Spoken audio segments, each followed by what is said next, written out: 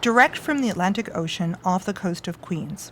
Welcome on board the American Princess. This is the only vessel out from New York City that has that fabulous mission of photographing and recording the humpback whales that have established a feeding ground in New York City. From the shores of Long Island to the New York Harbor's shipping routes, they are undoubtedly here, migrating humpback whales from the south in search of fresh local fish. Celia works for the whale advocacy organization Gotham Whales, tracking the enormous mammals virtually every day. The humpback whales have recovered significantly since the heyday of commercial whaling because of that protection, and our waters now are also cleaner than they've been in decades. Whales right next to each other. And now we spot the first two whales spouting. They are most likely on the hunt.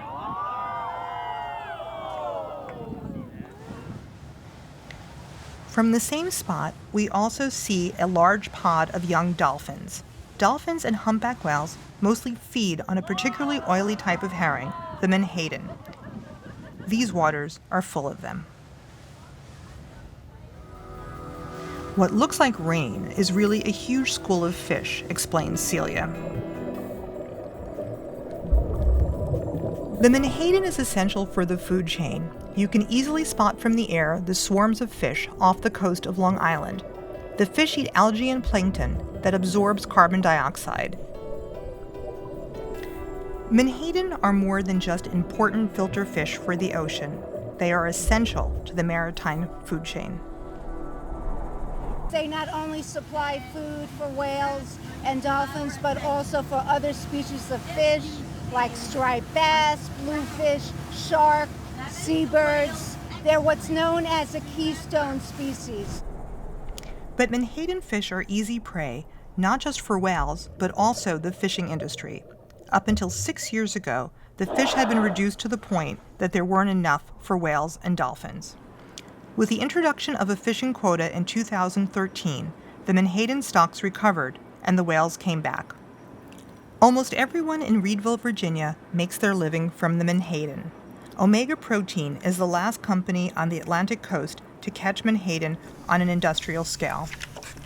The inedible menhaden-rich omega-3 flesh is used to produce fish oil and meal.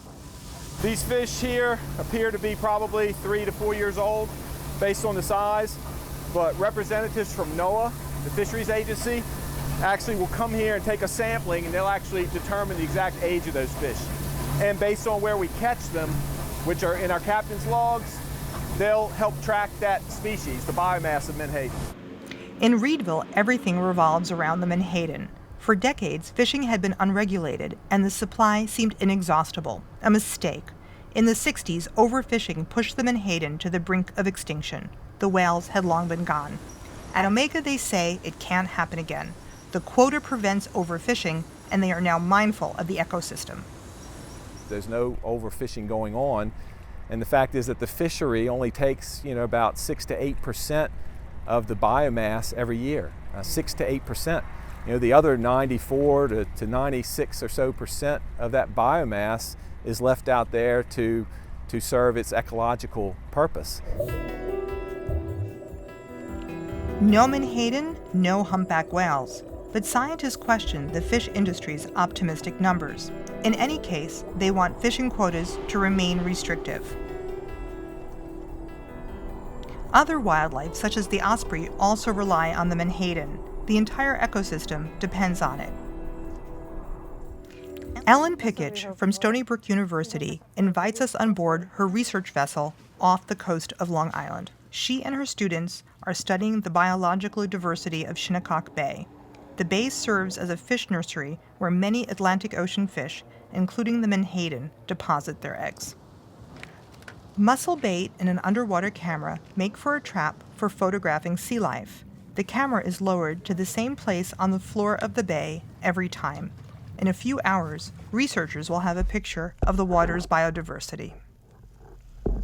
The concept that we need to take into account not only the amount of fish available to fish, but the amount of fish available to eat by whales, by striped bass, by tunas, by sharks.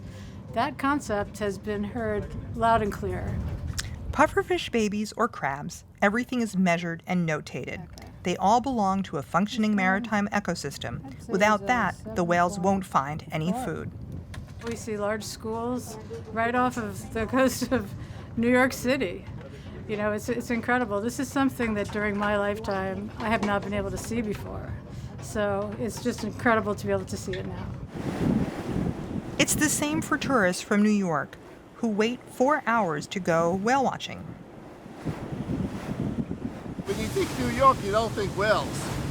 You think cabs and crowds, but it's nice to know that there was wildlife right off of the beach. They're here. We love it. Yeah, It's cool. I mean, we're native New Yorkers, so we're skeptical about everything.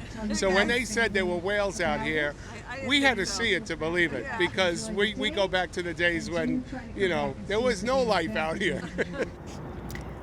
Gotham Whales advocates for the whales and against overfishing. The question remains, will there be enough menhaden for everyone?